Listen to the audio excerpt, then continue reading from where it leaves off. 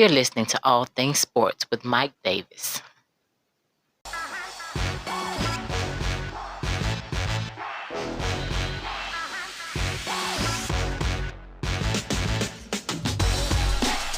Hey, what is going on, everybody? Glad you can be here and join me on another podcast of All Things Sports with Mike Davis. I thank you for including my podcast into your day. If you're listening on Spotify, do yourself a favor. Follow the podcast. If you're on the YouTube side of things, subscribe, comment, like, hit the notification bell, all that good stuff. Go to the social media links in the description box to get in contact with the show for comments or suggestions. I won't take up much more of your time. Let's get into it. All right, so I'm cruising, online, checking out different sites and whatnot. So I saw a video, and it was an Asian American teen who suffered a concussion after he was punched, called racial slurs during a basketball game. Now, it is some type of AAU league, but it's not AAU. Apparently, there are different organizations that use the acronym AAU. But apparently, the real AAU, I don't know how many AAU leagues there are, but the AAU, the official league that everyone knows of, that you see a lot of the guys in the NBA played in, they came out and released a statement saying that they had no jurisdiction over this game that was played, and that was not a part of their league. And I say that because, like I said, there was an Asian American teen who was punched in the face, left with a concussion. I saw the video, and to me, it looked bad. And it was two black kids. And look, the way I look at it is, I'm against anything racial against anybody. So that, whether that's black, white, Asian, purple, blue, yellow, whatever race you are, whatever. It's just no place in society for any type of racial hate, and it wasn't even the kid that punched the guy wasn't even really a part of the play that happened. So somehow the Asian kid got tangled up with the black kid, and they had words, not nothing serious, but the guy who was standing off to the side, the other black kid was, he was ready to go. And, there was a push, and then there was a punch. Now, I think that black kid should be prosecuted. I think that, because if that's my kid, that's what I want. Me as an adult, I can't put my hands on the kid, and I think the kid should be prosecuted, and not only that, but none of the coaches, the Asian American kid, his parents are upset because nobody came to his defense. And I thought that was kind of crazy too. The refs say they didn't see it, but they saw the replay of it. And none of the coaches came out to defend this kid. I thought it was Bush League all the way around when it came to the adults, because there's no place for that in youth sports at all. So I might end up leaving the link in the description box. I think that's what I'm going to do. Check it out. I thought the whole thing was Bush League. I think that the black kid, his team, I think they should be disqualified for the rest of the season from any play in that league. The kid should be banned for life from playing in that league. There's no place for it. All right, so look, I'm going to leave that alone. I got a great show for you guys today, so let's get into the real reason why we are here. We are here because the New York Knicks are winning.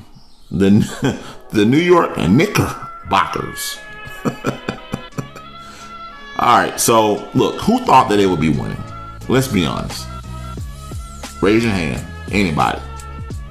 Nobody. Except for the state of New York.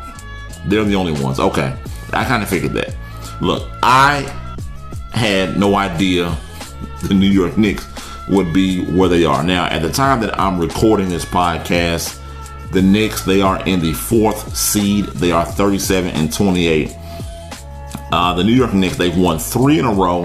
They have won 9 of their last 10. Now, look, I'm not going to lie to you. I didn't see it.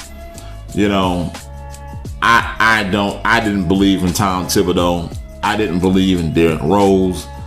I didn't believe in Julius Randle. I didn't believe in James Dolan. I didn't believe in Knicks fans. I didn't believe in Patrick Ewing. I didn't believe in Allen Houston. But I do believe in Madison Square Garden. I believe in MSG. I do believe in that. That is a great place to watch a game. I have been there. I have caught an NBA game there. When Summer Hawks played up there one time. And yeah, great place to catch a game. But look, the Knicks, this is almost like a team that is fundamentally sound. It kind of reminds me of my Hawks team when you go back to 2015-ish, somewhere around there, when we were like the 1 seed and we ended up being demolished by LeBron and the Cleveland Cavaliers in the East Finals. You know, and I say that, look, this team is fundamentally sound because of the things that they're doing. Now, the Knicks, you look at them, they have 8 guys who are averaging at least 10 points. So, the ball's being spread around. You know, the wealth is being spread on offense, you know, and like I said, look, that's normally called team ball. All right. Now, Julius Randle, I had no idea the guy was putting in work like this. And with numbers like this, you deserve to at least have your name in the MVP race. Julius Randle is averaging 26 points a game, 10 boards, 6 assists. He leads the team in all 3 categories. You know, those are your major categories as far as, you know, basketball goes. You know, so he leads the team in all those categories. Again, to me, he at least deserved to have his name put in the MVP race. I don't know who's going to win the MVP just yet. You know, the media is still trying to tell you Joel Embiid, and that very well could be the case. But I'll have to actually sit down and look at some numbers and see how it actually affected, you know, the team winning.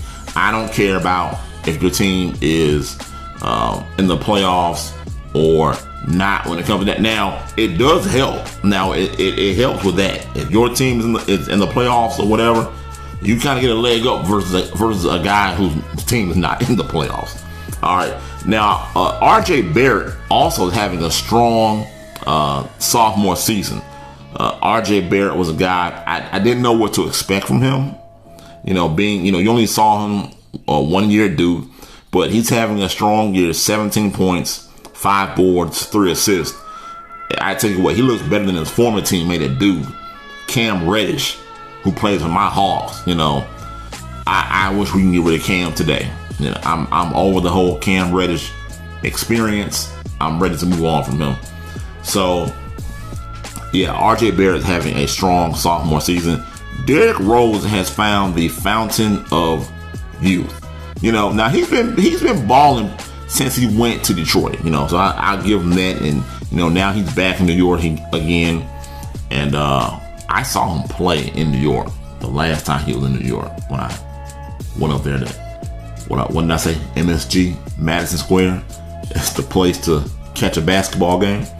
Derrick Rose, though, he's found the fountain of youth, guys. He's putting up 14 points, 2 boards, and 4 assists a game. Now, look, they aren't the best at scoring. They're only putting up 107 points a game. That's 25th in the league. That's down at the bottom. But when you're playing team ball, you know, you start to flourish in other areas. So, does anyone know that the Knicks give up the least points in the league? The Knicks are a defensive team. We can say that. You can actually say that. as far as giving up points, the Knicks are the number one team. They only give up 104 points a game. That's tops. That's best. They're the best defensive team as far as scoring goes on the defensive side. They don't give up points. So just know, you play the Knicks, you're going to be in the dog fight. Don't expect to blow this team out. They keep it pretty close. And not only that, they're also first in opponent field goal percentage. Teams are only shooting 44% from them. That's number one in the league. And also, teams are only shooting 33% against them from three-point land. That is number one in the league. Look, the Knicks have surprised me. Now, and there's the buzzer is coming quicker and quicker as we go along with these podcasts. But I'll hurry up and get out of this. But before I do, the problem with the Knicks, though, because it's always a but, is where they're seated. So they're the fourth seed. Now, it doesn't mean they're going to stay there. Anything can happen. I believe they're only 2 games behind Milwaukee. I don't think they'll catch the Bucks, though. I think it's going to stay the way it is at the top of the East with Philadelphia and Brooklyn. And that's the problem with Boston. Not Boston, I'm sorry, but the New York Knicks. The New York Knicks are strong enough to get out of the first round. So if it stays the way it does, they'll match up with like Charlotte or Atlanta, so one of those teams. I think they can beat those teams, even my Hawks. The problem will be in these semi-finals round, in the second round, when they have to match up with, more than likely, it's going to be Philadelphia or it's going to be Brooklyn. I don't think they're strong enough to beat those teams. And look, taking nothing away, though, from the Knicks. The Knicks are having an incredible season, and they sure fooled me. I didn't see this coming from the New York Knicks. So my hat's off to them. Give them an applause. They are having an incredible season. Tom Thibodeau might end up being coach of the year, so look, let me know what your thoughts are. Let me know down in the comment section. Are the Knicks, are you surprised that the Knicks are winning? Like me, are you shocked?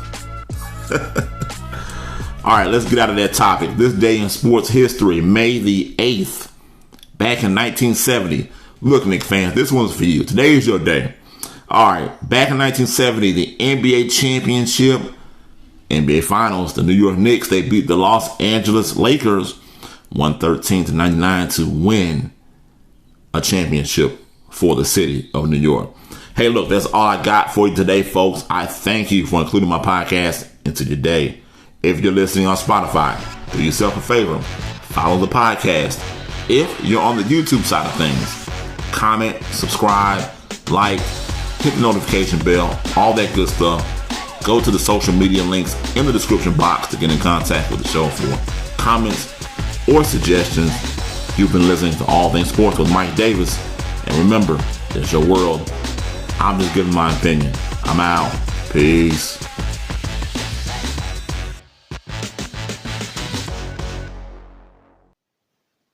You're listening to All Things Sports with Mike Davis.